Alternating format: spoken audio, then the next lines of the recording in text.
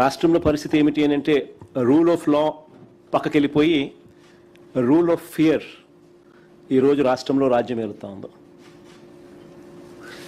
Police స్టేషన్లకు వెళ్తే న్యాయం జరుగుతుందన్న నమ్మకం ఈరోజు ఎక్కడా కూడా సన్నగిల్లిపోయింది. ఈరోజు రాష్ట్ర ప్రజల పరిస్థితి ఏమిటి అని అంటే పోలీస్ స్టేషన్లకు పోవాలంటే భయపడే పరిస్థితిలోకి ఈరోజు రాష్ట్ర ప్రజలు వచ్చిన పరిస్థితులు ఈరోజు రాష్ట్రంలో కనిపిస్తూ ఉన్నాయి. ఒకసారి గమనిస్తే ఇవన్నీ కూడా యాదృచ్ఛికంగా జరిగినవి కావు. ఈ పరిస్థితి ఈ మాదిరిగా తయారైంది. ఈ మాదిరిగా పరిస్థితి తయారు కావడానికి కారణం ఏమిటి అని అంటే చంద్రబాబు గారు తాను చేస్తూ ఉన్న దోపిడీని, అవినీతిని, దుర్మార్గపు పరిపాలనను, తాను మోసం చేసిన సూపర్ 6లు, సూపర్ 7ల ద్వారా మోసం చేసిన, తాను ఎన్నికలప్పుడు ఇచ్చిన బాండ్లు, వీటికి సంబంధించి ఎవరైనా కూడా చంద్రబాబు నాయుడు గారిని ప్రశ్నిస్తే ఆ ప్రశ్నించే కార్యక్రమంలో ఏ గొంతు వినపడినా కూడా ఆ గొంతును నొక్కే కార్యక్రమం. ఎప్పుడైతే చంద్రబాబు నాయుడు గారు చట్టాన్ని, పోలీస్ వ్యవస్థని తన చేతుల్లోకి తీసుకుని ఎవరైనా కూడా తనను ప్రశ్నిస్తే, ప్రతిపక్ష పార్టీ కావచ్చు, సోషల్ మీడియా యాక్టివిస్టులు కావచ్చు, ప్రశ్నించే జర్నలిస్టులు కావచ్చు, లేకపోతే రాష్ట్రంలో ఎవరైనా సరే తనను ప్రశ్నిస్తే చాలు వాళ్ళందరినీ కూడా అణిచివేసే కార్యక్రమంలో చంద్రబాబు నాయుడు గారు చట్టాన్ని, పోలీస్ వ్యవస్థను తాను వెపనైజ్ చేసినాడు. వెపనైజ్ చేసిన కారణంగా ఈరోజు ఈ దిగజారిపోయిన వ్యవస్థల పర్యావసాలే ఈరోజు మనకు కనిపిస్తూ ఉన్నాయి. చేతిలో నుంచి జారిపోయింది. న్యాయం, ధర్మం అనేది గాడి తప్పింది. న్యాయం, ధర్మం అనేది గాడి తప్పితే, వ్యవస్థలు దిగజారిపోతే, వ్యవస్థల్లో భయం అనేది పోతే మన మనుషులమే అన్న సంగతి మర్చిపోయే కార్యక్రమం ఈరోజు జరుగుతూ ఉంది. ఏమైనా మనం చేసినా కూడా పర్వాలేదు, ఎవరు మమ్మల్ని ఏమీ చేయలేరు అని ఎప్పుడైతే వీళ్ళంతటా వీళ్ళే ఆ ధైర్యం తెచ్చుకున్నప్పుడు వ్యవస్థలన్నీ కూడా దిగజారిపోయిన పరిస్థితులు వస్తాయి. ఈరోజు ఇదే ఈ పర్యావసాలు కనిపిస్తూ ఉన్నాయి.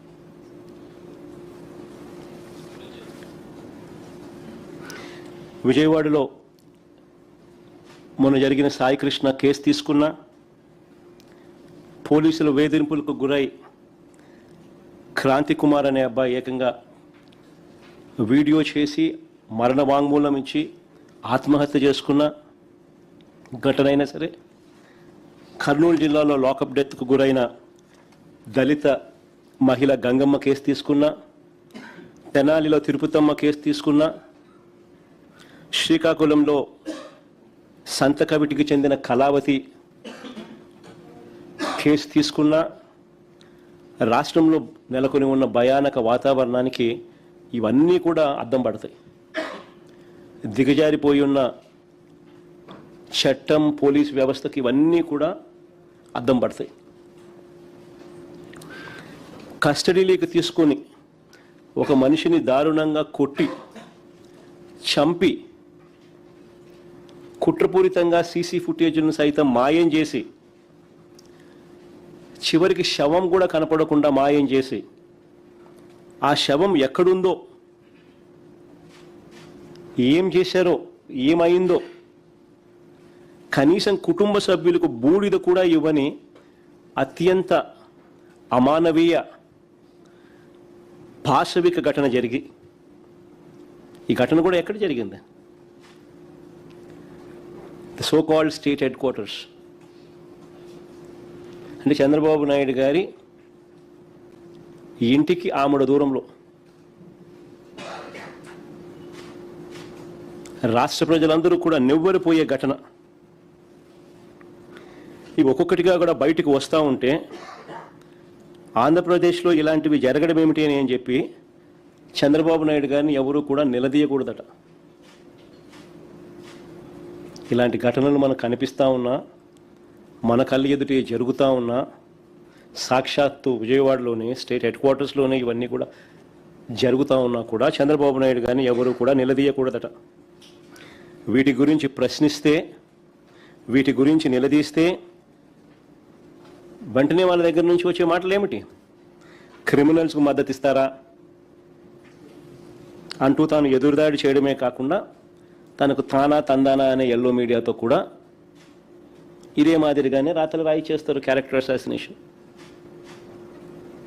జరిగిన ఘటనలో అమానవీయంగా ఒక వ్యక్తిని పోలీస్ కస్టడీలో తీసుకోవడం, కొట్టడం, చంపడం, కుట్రపూరితంగా సీసీ ఫుటేజ్ను మాయం చేయడం, చివరికి శవం కూడా మాయం చేసిన పరిస్థితి, చివరికి ఆ తల్లికి కనీసం బూడిద కూడా ఇవ్వని అత్యంత అమానవీయ పరిస్థితుల మధ్య దాని గురించి ఎవరు మాట్లాడరు. The so called yellow media తానా తందానా అని చంద్రబాబు నాయుడుకు భజన చేస్తూ ఉన్న వీళ్ళు మాట్లాడే మాటలు ఏమిటి? రౌడీ షీటర్కు మీరు సపోర్ట్ చేస్తారా అని ఇలాంటి మాటలు. నిజంగా ఈ టాపిక్ కూడా డైవర్ట్ చేయడానికి, ఆశ్చర్యకరంగా ఈ టాపిక్ డైవర్ట్ చేయడానికి చంద్రబాబు నాయుడు గారి పార్ట్నర్ కూడా, ఆయన కూడా ఒక సైడ్ క్యారెక్టర్ మాదిరిగానే వీళ్ళతో తాను తందనా అంటూ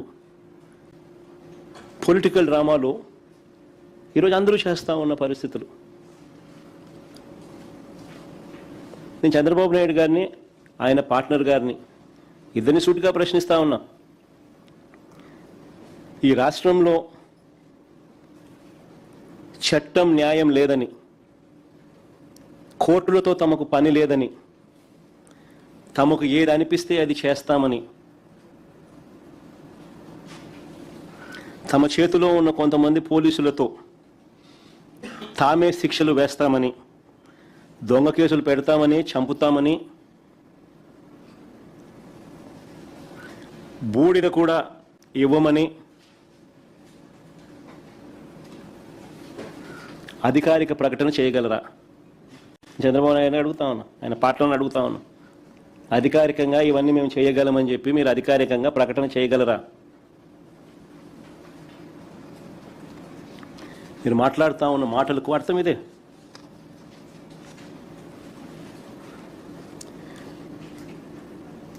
కవరప్లో భాగంగా సాయి కృష్ణ మొదట రౌడీ షీటర్ అన్నారు. కవరప్లో భాగంగా ఇదే సాయి కృష్ణ అనే పిల్లాడిని మొదట రౌడీ షీటర్ అన్నారు. రౌడీ షీటర్ను వెనకేసుకొని వస్తారా అని కూడా ఎదురుదాడి చేశారు. నిన్నెవరో నేను చూశాను, ఎప్పుడు నాకు ఇలాంటి వాళ్ళతో ఎప్పుడు చూడలేదు. నేను ఒకటే చెప్తున్నా, ఎక్కడైనా సరే మారుమూల ప్రాంతంలో సరే రౌడీ అనేవాడుంటే మా ఆడబిడ్డల జోలుకొస్తే అదే చివరి రోజుగా ఉండాలి. అలాంటిది ఒక రాజకీయ పార్టీ, ఒక వ్యక్తి, రావణ్ అనే వ్యక్తి పురాణాలను దూషించాడు, రాముణ్ణి సీతపైన నీచంగా మాట్లాడాడు, తీవ్రవాదాన్ని పాకిస్తాన్ సమర్థించాడు.